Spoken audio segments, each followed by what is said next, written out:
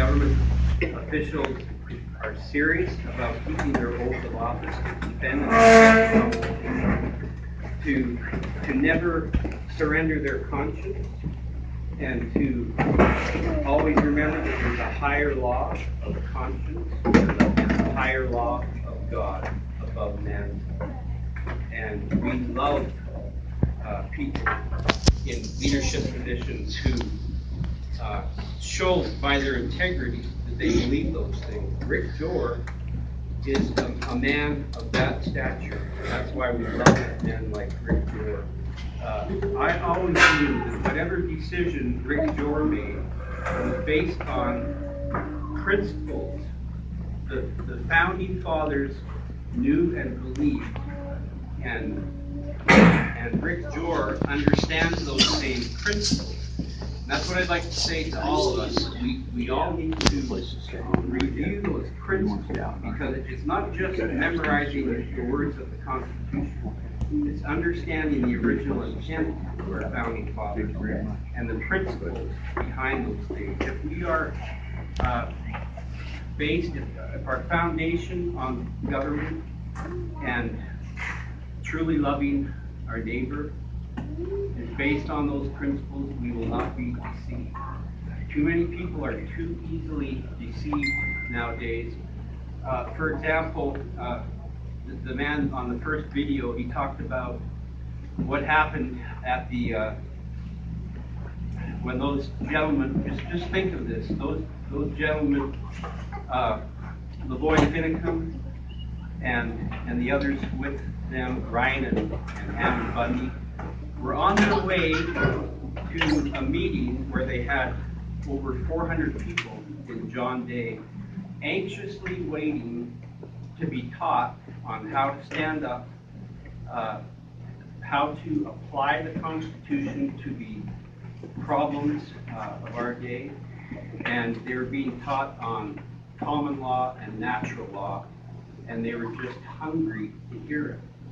And those feds knew, and especially the judges and other people in positions of power in that county knew that if that momentum kept going, that it wasn't going to be stopped. If they get people like you and I in our counties and communities starting from the bottom up,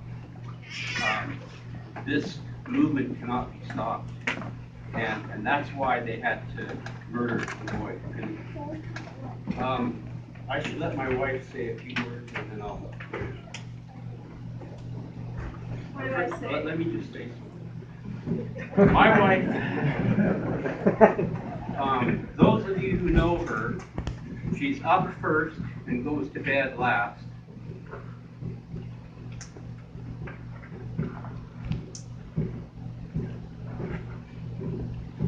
I've watched her bear 13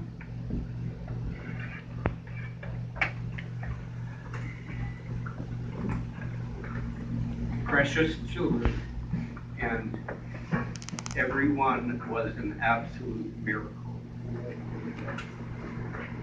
It was every one of those children that came into this world in a partnership between my wife and I and our Father in heaven was the most spiritual, profound miracle to watch each one of those happen. Even when she, without any kind of medication, delivered 2 stillborn twin girls. And it's the same way in this situation with my son Jake. She never falters in her commitment to her family and her children. You cannot imagine the heartache it was for us to go and visit our son in prison and see the heartache and the heartbreak in his eyes of being locked up in a cell when he's been taught to be free all his life and be raised on a small ranch where he could roam freely and hunt and fish and garden. He's so used to good whole natural food that the food in that prison is absolutely disgusting to him. And he's already so skinny, I can't imagine him losing weight, but that's what's going to happen. Anyway, I'll turn the time over to my wife. I first want to apologize. Somehow we got the wrong video. The first video was not the one we had chosen, and that's my fault. I sent the wrong thing to Jim, so if you ever get a chance, we'll get the right video on so you can see it, because it displayed point by point what was behind the Oregon Refuge, and it was really good, and it will be on your piece of paper that's on the back. Why did we want this meeting? Because I had a son that came back from Oregon, and the first thing he said to me was, "Mom," he says, "the people need to know. The people need to know what happened. The people need to know what kind of men are down there. I love those men," he said. "They're good, honest men who love freedom." And that's why he stayed.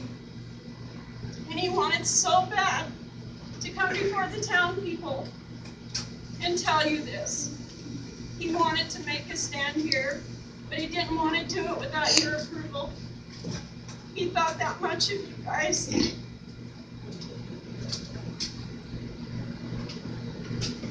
There are so many good men out there. It's not just my son. They need our support. When he called from the refuge the day that the boy was shot, and he called to say goodbye, he didn't think he was coming home.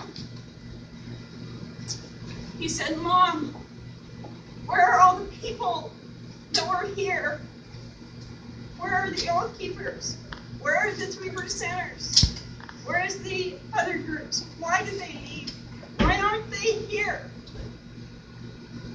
He couldn't understand that. So the government have shot these men's cattle. They have burned their fields. They have filled their water holes with cement. They have burnt their cattle. They have flooded their land. They have beat them up.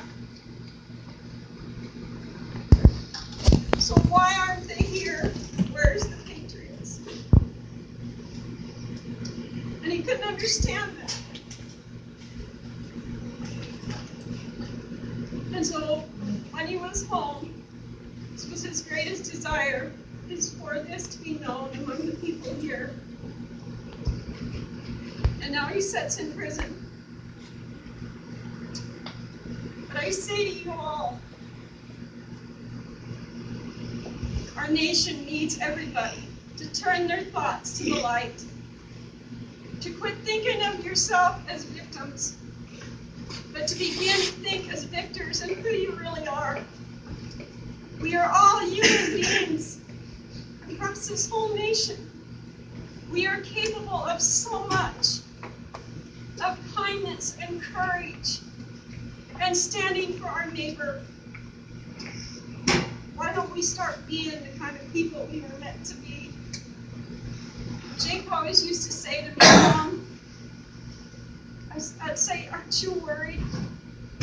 He'd say, "Mom, don't think about it.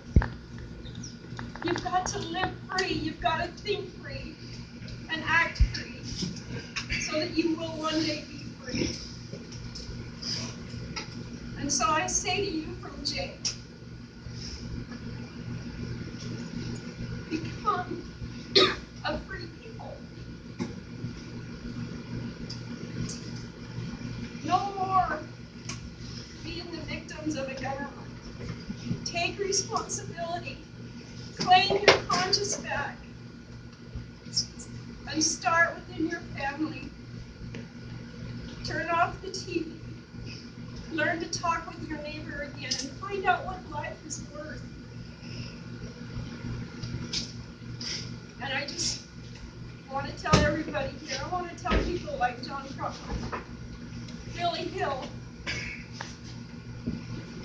and other people who have gone and fought the system for so long for our sake. All these men out there, Gavin and Nathan, Michelle, Ammon, the Bundys, Finnegans, they're good men and women. Their families are suffering. And like I said, it's not just Jake, it's a whole big picture. And it's coming down on us. And we can kick the can down the road and fight on a different hill, yeah. Maybe 5 more years. But what will our kids have? What will our kids have? They will have nothing. And that's why Jake went. And I had people say to me in the lesser magistrates and from people in power in this town that it would be best if Jake turned himself in. Then he would be safe.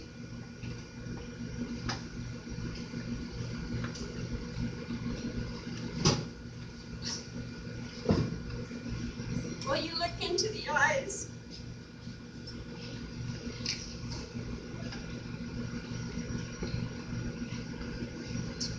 Can you see the fear and the pain that he feels? And I'm sorry. To me, that's not safe. You read about the treatment that these men are getting and have got of the solitary confinement, not being able to see their loved ones.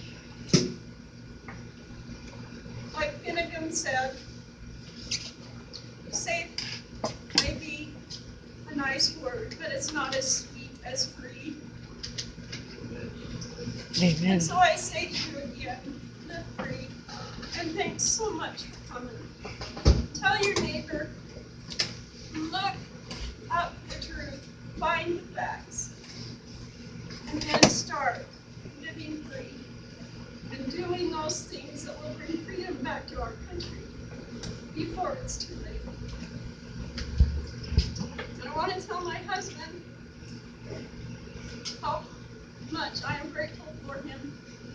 No, it's not easy the last 3 months, 2 months, whatever. It feels like a year some days.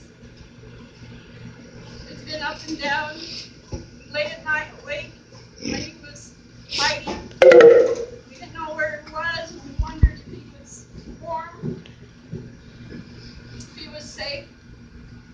We didn't know if someone would pick him up. And you wondered if it would be tonight that they would break your door down like they've done so many others.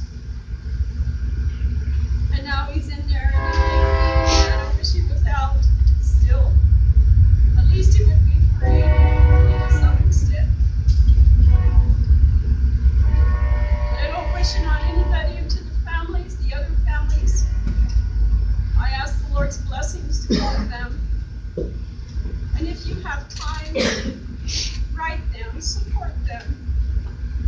They all have big families, little kids who are suffering. So take time to care. And thanks again.